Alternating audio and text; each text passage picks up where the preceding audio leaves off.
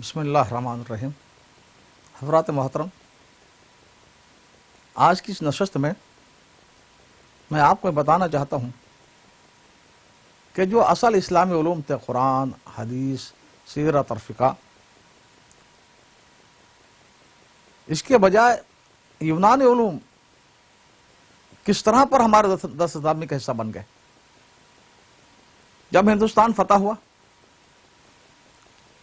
تو شروع دور میں خاندان غلامہ کا 80 سالہ دور ہے،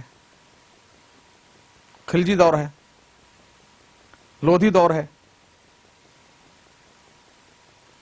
تغلق دور ہے۔ ان سارے ادوار میں اصل جو ہے فقہ پر توجہ تھی، اور فقہ قرآن و سنت سے نکلا ہے، کیونکہ قاضی بننے کے لیے، محتسب بننے کے لیے، مفتی بننے کے لیے، سرکاری مناصب حاصل کرنے کے لیے فقہ کی ضرورت ہوتی تھی۔ اس دور میں منطق، فلسفے کی ایک آدھ کتاب، ایک دو کتابیں بس، تو یہی چلتا رہا یہاں تک کہ مغلوں سے پہلے جو گجرات علوم کا مرکز تھا، علامہ طاہر پٹنی رحمۃ اللہ علیہ، شیخ علی متقی رحمۃ اللہ علیہ، اسی علاقے قریب کے علاقے تھے، یہ حجاز گئے اور وہاں سے علوم حدیث اور علوم فقہ قرآن لے کر آئے۔ اور ایک بات اور یاد رکھیں، ہندوستان میں جب بھی علم براہ راست حجاز سے آیا، براہ راست، تو صحیح اسلام آیا، قرآن و سنت والا، سیرت اور فقہ والا۔ جس طرح پر شیخ عبدالحق محدث دہلوی لے کر آئے، اور حدیث کو سب سے پہلے شمالی ہند میں انہوں نے اجرا کیا، ان کا نام ہی محدث پڑ گیا۔ آخری دور میں شاہ ولی اللہ رحمۃ اللہ علیہ جب حجاز میں رہے چند سال، اور اپنے استاد جو شافعی مسلک کے تھے ان سے علوم حدیث لے کر آئے اور کوشش کی، لیکن وہ کامیاب نہیں ہو سکے، اس لیے کہ شیعوں کا غلبہ ہو گیا تھا۔ تو جب بھی اسلام حجاز سے راستے سے آیا تو صحیح اسلام آیا، اور جب خشکی کے راستے سے آیا، جب بھی ایران ہوتے ہوئے، تو پھر وہ اسلام آیا جو اجمی اسلام جسے ہم کہتے ہیں، غیر اسلامی چیزوں کا آمیزش سوشم تھی۔ تو ہندوستان کا جو اسلام ہے، اس میں ایرانی اثرات بہت گہرے ہیں۔ دیکھیے، دین کی جو بنیاد ہم کہتے ہیں کلمے کے بعد نماز، روزہ، زکوٰۃ، حج، تو نماز روزہ یہ فارسی ہے، زکوٰۃ حج عربی ہے، یعنی آدھا اسلام ہمارا ادھر سے آیا۔ اور ایران ہر دور میں اس فکر و فلسفے کا علم بردار رہا جو آسمانی علوم کے مقابل تھی، نبیوں کی تعلیمات کے برخلاف تھی۔ یہی وجہ ہے حضرت عمر رضی اللہ تعالیٰ عنہ، جن کے بارے میں حضور نے فرمایا میرے بعد کوئی نبی ہوتا تو عمر ہوتے۔ آپ کی بصیرت کے یہ عالم تھا، قرآن نے 17 جگہ آپ نے جو رائے دی انہی الفاظ میں قرآن اترا۔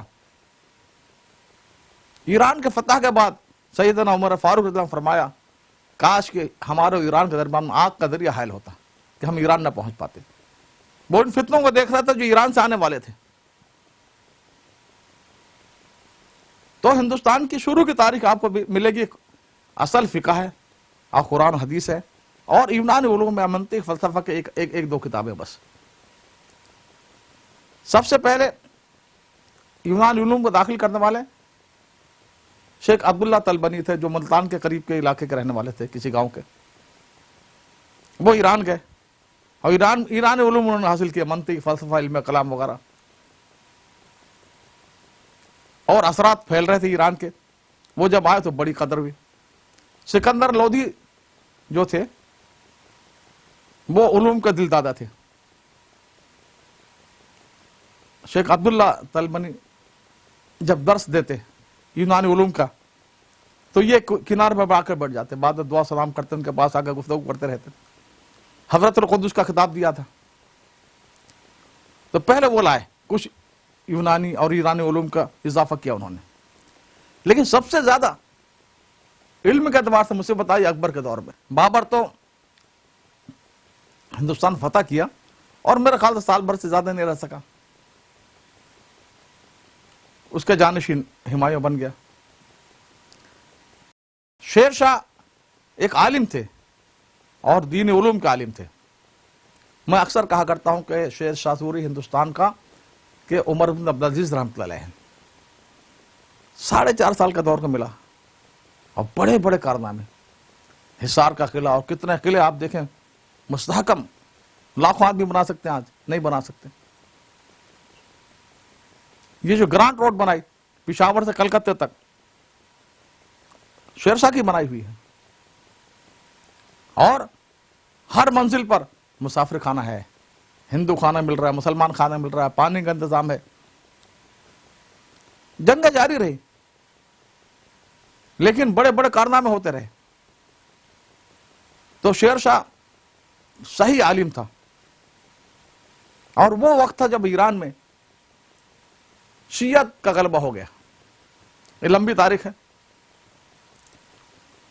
تیمور لنگ جو تھا یہ شیعہ تھا. اس نے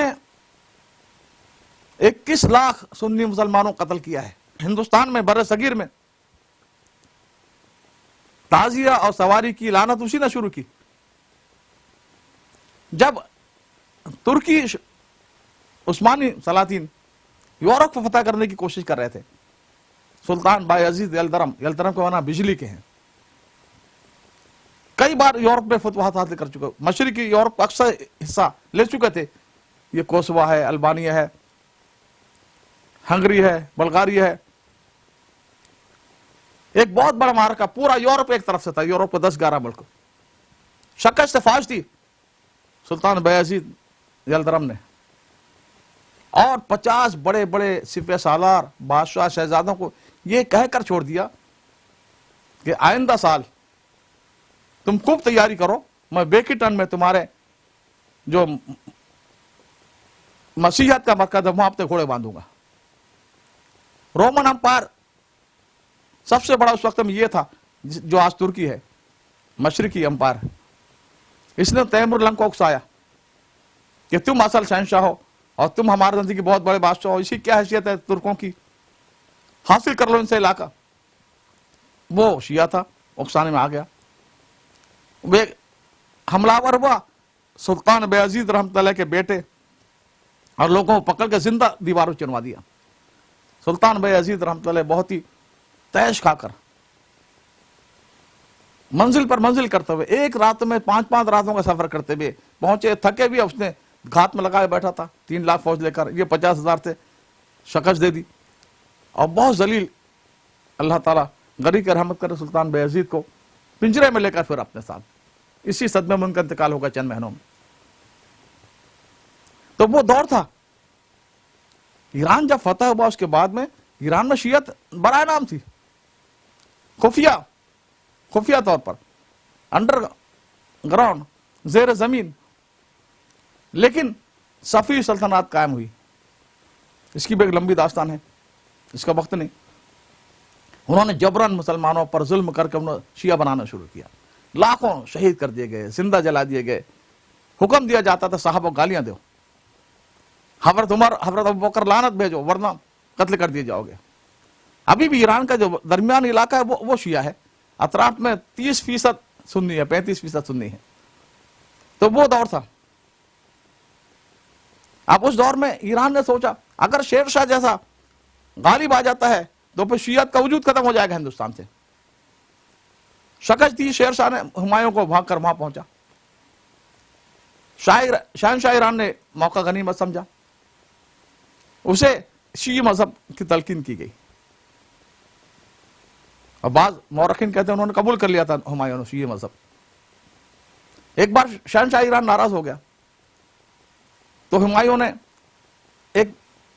2-3 اشعار لکھے فارسی میں اور کہا جب میں مصیبت مجھ پر آتی ہے، پریشان ہوتا ہوں تو ناد علی پڑھتا ہوں. ایک شیعوں کی روایت ہے غلط قسم کی کہ احد میں جب شکست ہو گئے مسلمانوں کو، حضور گر گئے اور گھٹنے چھل گئے، دندان مبارک شہید ہو گئے، تو حضرت جبرائیل آئے کہ حضرت علی سے مانگو، وہ سب سے بڑے خدا ہے، ان کا نام لے کر یہ تو میں ناد علی پڑھتا ہوں. تو خوش ہوگا شاہ ایران.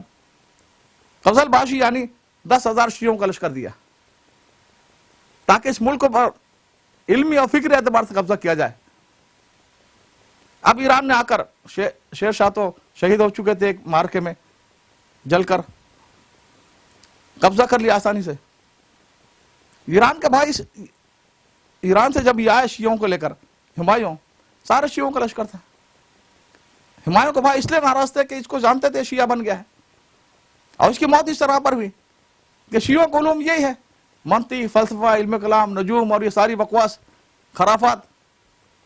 وہ اپنے کتب خانے میں زہرا ستارے کا طلوع مسائی کا وہ نظارہ کرتے کرتے پیر پھسل کر مر گیا۔ 12 سال کا اکبر تھا، وہ بنا دیا گیا۔ اتالک بہرام خان کٹر شیعہ تھا، وہ اس کا اتالک بن گیا۔ تو مذہبی بگاڑ اکبر سے شروع ہوا۔ یہ شیعہ علماء تھے کہ ابو الفضل اور فیضی، ان کا باپ مبارک، اور انہوں نے دین الہی ایجاد کیا تھا اس کے لیے، اکبر کے لیے۔